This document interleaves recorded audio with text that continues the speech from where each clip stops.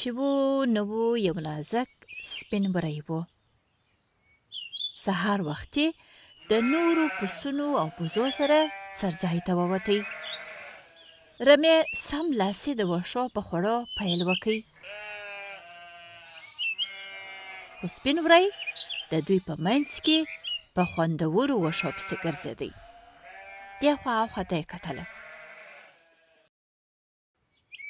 یو وخت که ګورې د نورې رمې ډېر لیرې تللی. دونه لیرې تللی دی چې د یوه سر کله نه معلومېږي. په دغه حال کې و چې پر خوندورو خوږو وږو پېښ سو. له ځانه سره وویل د رمې خو هغسې هم لیرې راغلی یې. راځه اول ځان ښه موړ که بیا به ګورو چې لار څنګه پیدا کوم. هغه چې سپین وری وښو ته وچوغېدی. واښه یې هم خوړله، شاوخوا یې هم کتله. د خوړو پر مهال یې د غاړې زنګوله کرار کرار زنګېدله.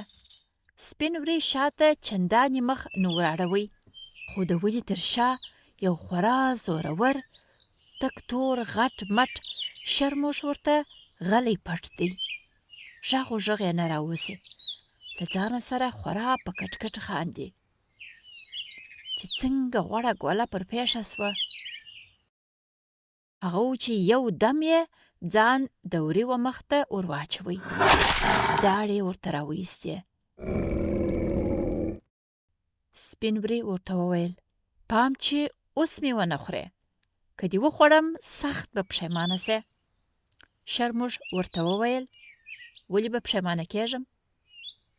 که زه تا وخورم نس به مې موړ سي، لوږه به مې ورکه سي، خوشحاله به سم.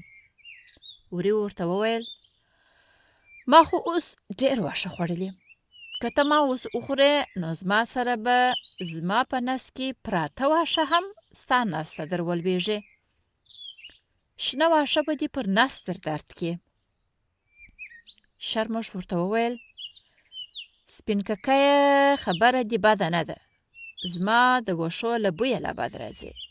موږ شرموښان په غوښو پایو. نو اوس به څه کوم؟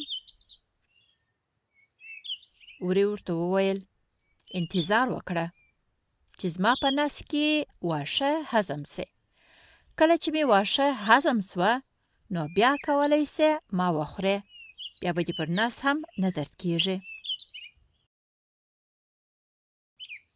شرموښ هم کښېنستی او انتظار یې شروع کړ.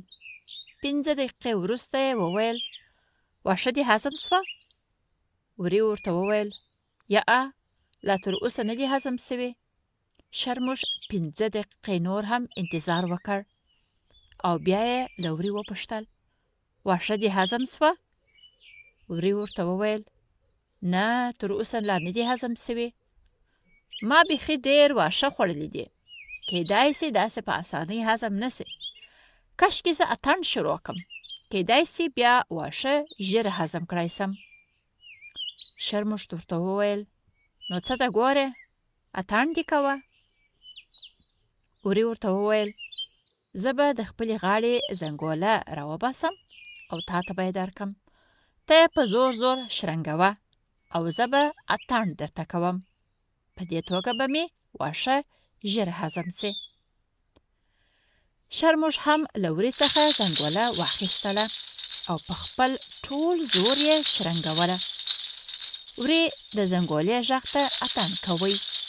د وري هدف دا و چې د زنګولې په شرنګي به شپون او د رمې ساتونکی سپی خبر سي چې ښایي سپین وری به په خطر کې وي. د زنګولې د شرنګي په اورېدو شپون ځان راورساوه. د شپون سره سپی هم مل و چې غپا یې شرموښ وبېروی.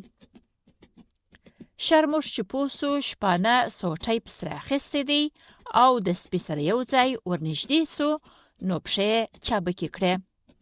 داسې یې ځغستل چې تر شا یې نه کتله.